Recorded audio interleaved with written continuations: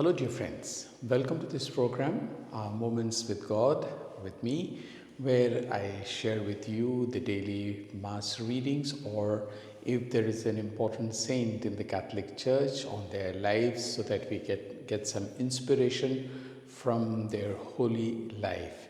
And I hope that you are certainly getting some help in your spiritual journey, as I call it, and coming closer to God and finding greater truths about the Catholic Church.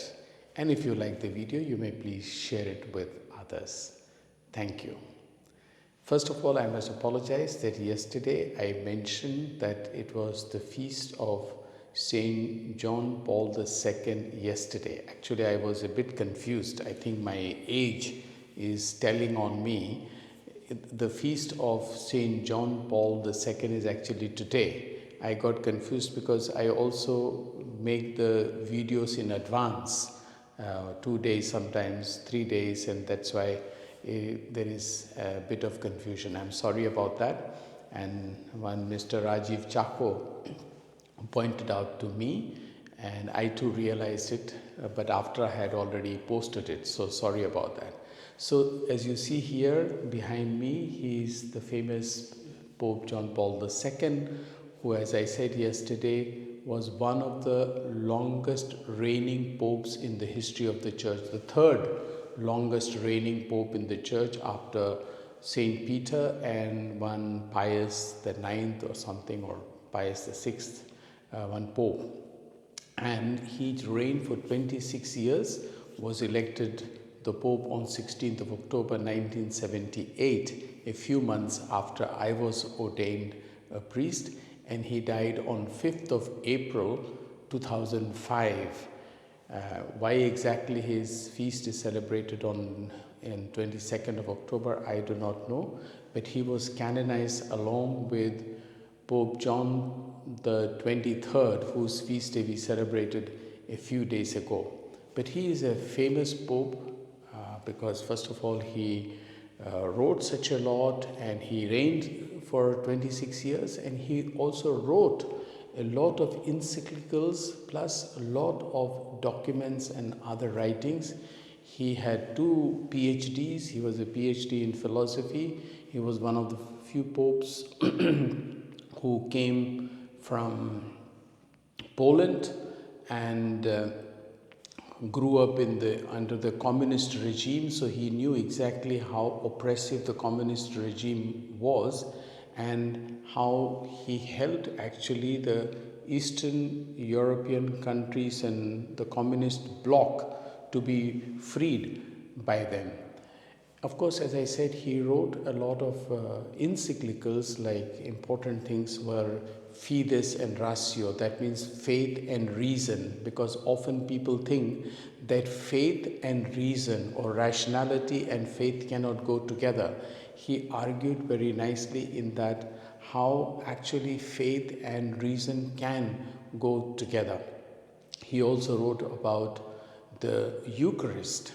Then he wrote about the unity among the ecumenical bodies, like different denominations, Christian denominations and the Catholic Church.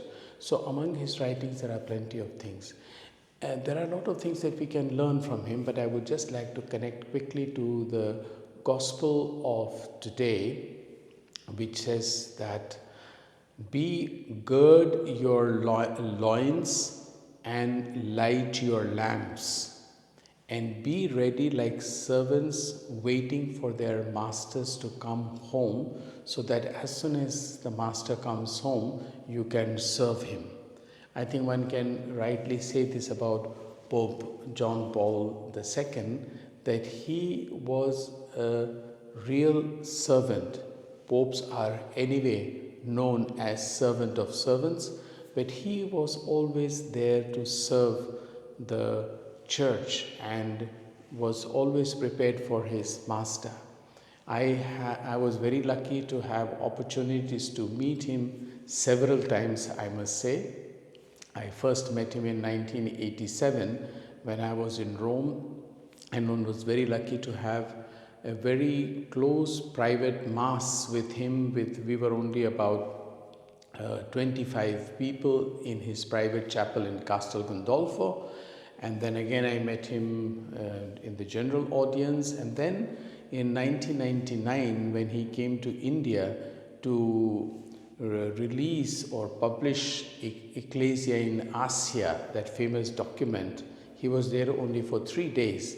And I was the spokesperson for the Bishops' Conference in Delhi, and that time I could meet him every day, from receiving him at the airport and in the cathedral and in the Vatican the embassy, as well as seeing him off at the airport.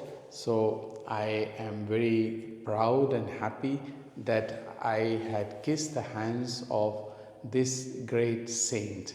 I am sure we have a lot of things to learn from him, but particularly from the gospel, to be always ready to serve our master.